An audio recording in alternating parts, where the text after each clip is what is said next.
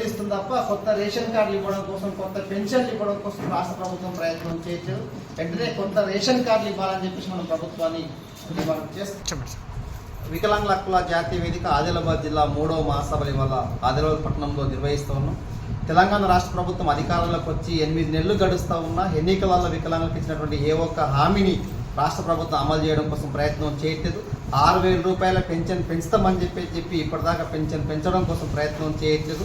ఆసరా పెన్షన్లకు ఆదాయ పరిమితిని పెట్టి ఉన్న పెన్షన్ని వాళ్ళ తీసేయడం కోసం తెలంగాణ రాష్ట్ర ప్రభుత్వం కుట్ర చేస్తుంది. అట్లాంటి కుట్రల్ని విరమించుకోమని చెప్పేసి ప్రభుత్వాన్ని డిమాండ్ చేస్తూ ఉన్నాం. వికలాంగుల బ్యాక్లాగ్ పోస్టులు భర్తీ చేస్తామని చెప్పేసి ఎన్నికల మేనిఫెస్టోలో హామీ ఇచ్చారు. కానీ వాటిని వాళ్ళ భర్తీ చేయడం కోసం రాష్ట్ర ప్రభుత్వం ఆలోచించట్లేదు. వెంటనే వీటన్నిటిని పరిష్కారం చేయమని చెప్పేసి రాష్ట్ర ప్రభుత్వాన్ని డిమాండ్ చేస్తూ ఉన్నాం. మొన్న బడ్జెట్లో వికలాంగుల సంక్షేమం కోసం రాష్ట్ర ప్రభుత్వం ఎట్లాంటి నిధుల్ని కేటాయించలేదు.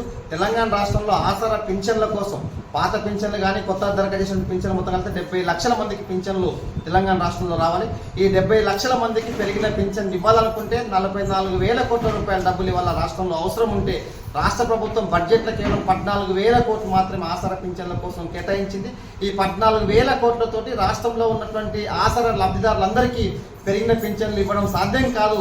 కాబట్టి ఆ నిధుల్ని పెంచమని చెప్పేసి రాష్ట్ర ప్రభుత్వాన్ని డిమాండ్ చేస్తా ఉన్నాం. మీ తరఫున మాట్లాడడం కోసం ఉన్నాం. ఇప్పుడు ఒక అక్క చెప్పింది మన సంఘం. ఇప్పుడు ఆదిలాబాద్లో చాలా సంఘాలు ఉన్నాయి, మీకు తెలుసు కదా.